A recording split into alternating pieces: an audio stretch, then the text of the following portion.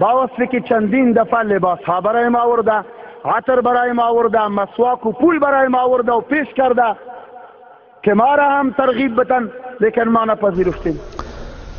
در این قسمت این بزرگوار مدعیان که هدیه دادن جماعت تبلیغی ها، هدیه میارن میدن، مسواکی میارن، چیزای دیگر دادن و حتی در آخر مدعی این شدن که بله پول هم میخواستن به ما بدن و این مطلب را چنین ارائه کردن که گویا که جماعت تبلیغی ها برای همراه نمودن علمای دیگه نعوذ بالله رشوت هم میدن. بیایم سر احادیث رسول خدا صلی الله علیه و سلم در مورد هدیه دادن و مقصد از هدیه دادن چیه. هدیه دادن آیا در شرع رواست که رواست در این شکی نیست. حکمت هدیه دادن برای چیه؟ در حدیث آمده، حدیث مشکات هست، باب الربا آمده. حضرت عایشه رضی الله عنها روایت میکنن که نبی علیه الصلاه والسلام فرمودن تهادوا، شما هدیه بدهید. فإن الهدیه تذهب الضغائن، بیشک همین هدیه دادن بغض و عداوت را از بین میبره. و در حدیث دیگر آمده که تذهب وحر الصدر، یعنی هدیه دادن وسوسه قلب را، اون وساوسی که در اندرون انسان به نسبت دیگر اشخاص وجود داره این بر میداره.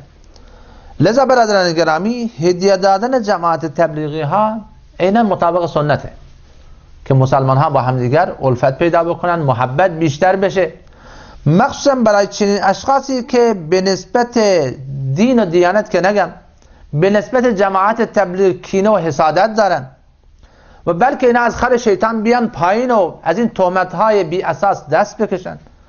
پس اینا طبق حدیث رسول خدا هدیه دادن تا اینکه تذهب الضغائن بشه، همین حقد و کینه و کدورت و همین امراض باطنی که به نسبت یک گروه جماعتی دارن این از بین ببرن. لذا هدیه دادن جماعت تبلیغی عیناً مطابق سنت است. اما داده شدن پول به وسیله جماعت تبلیغی این دروغ بسیار بزرگیه.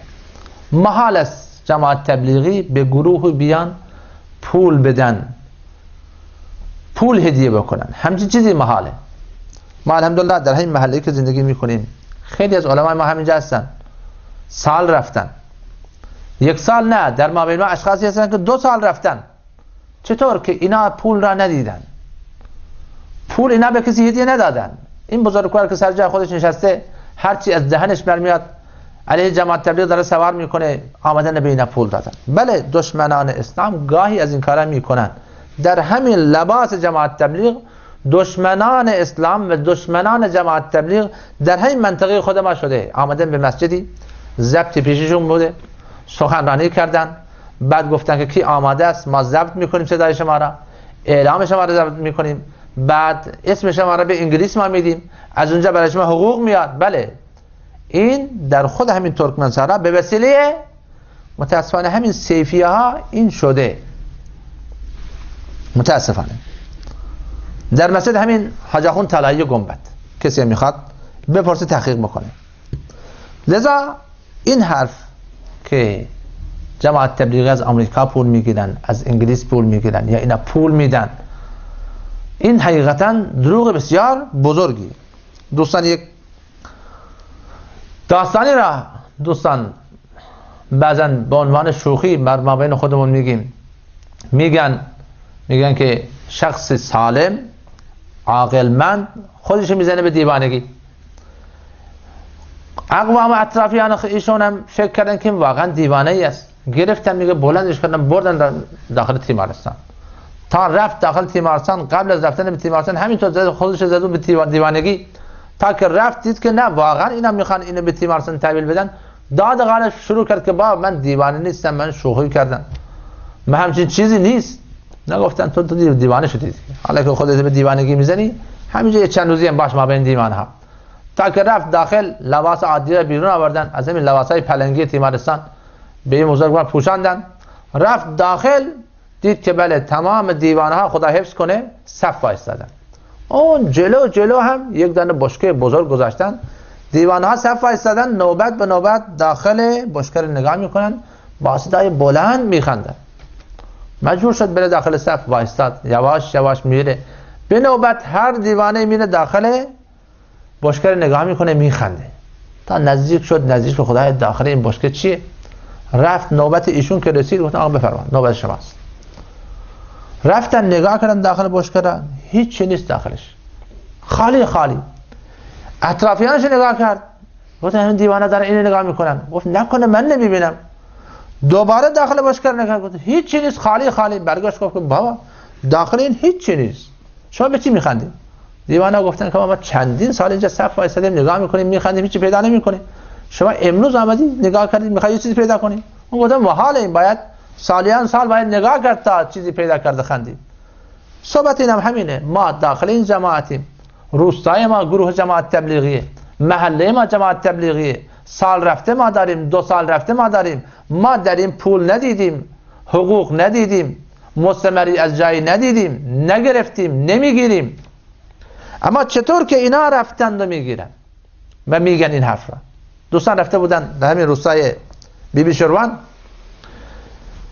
بزرگان بغل روستای بیبی شروان، روستای قسمرات رفته بودن، چند نفر از همین مغرضا، انسانای خوبی داره، انسانای ساده ای هستن، 2-3 نفر از همین مغرضا آمده بودن که بله شما نمیدونم پول میگیرین، حقوق میگیرین، فلان میکنین.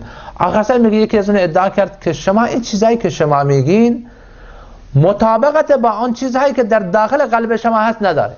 شما دروغ میگین، الکی نماز فلان، اما در اعماق قلوب شما مطالب دیگری وجود داره که شما نمیگین و میایین جوانهای ما را گمراه میکنین. امیر جماعت تبلیغی که بلند شد و گفت که جناب این فضائل اعماله، بعد گفت که اینم فضائل صدقات، 2 تا کتاب. گفت ما هم 2 تا کتاب برای یاد گرفتن داریم در مورد امور تبلیغی. گفت من حاضرم، همینطور گفت من حاضرم 3 طلاق قسم بخورم که زن من 3 طلاق باشه، اگر چیزی برخلاف این چیزی که من میگم یا چیزی که برخلاف داخل این کتاب هست ما تبلیغی ها در قلب داشته باشیم. گفت زن من 3 طلاقه. گفت من این حرف میگم. گفت تو هم بگو اگر تو راست میگی. گفت چه آخوند صاحب این حرفات چیه؟ چرا کار به اینجا کشید؟ گفت شما ما را مجبور میکنین. ما چی بگیم به شما؟ قلب را که نمیشه پاره کنی، اندرونش به شما ما نشان بدین که بله ما واقعا خیرخواه شماییم، ما خیرخواه امت محمدی هستیم، ما خیرخواه امت مسلمان هستیم. نهایتا انسان را مجبور میکنن و همینطور برادران هر تبلیغی، هر امیر تبلیغی حاضر همین قسم را بخوره اگر شما مجبورش کنید، حاضر همین قسم 3 طلاق را بخوره که در طریقه ما چیزی برخلاف ظاهر ما نیست، چیزی که ظاهر ما است باطن ما همین است. گناه ما جداگانه است، کمبود شخصی ما داریم، اما در جماعت ما، در این گروه که بنیادان این گروه هم، سربنیاد این گروه هم جماعت مذهب حنفی هستند، هیچ چیزی خلاف شریعت و خلاف واقعیت و خلاف اندرون ما وجود نداره. دوستمان تعریف میکرد که رفتم پیش این بزرگوار، همین مفتی صاحب که خیلی با شور و شوق دارن سخنرانی میکنن، میگه رفتم پیششون که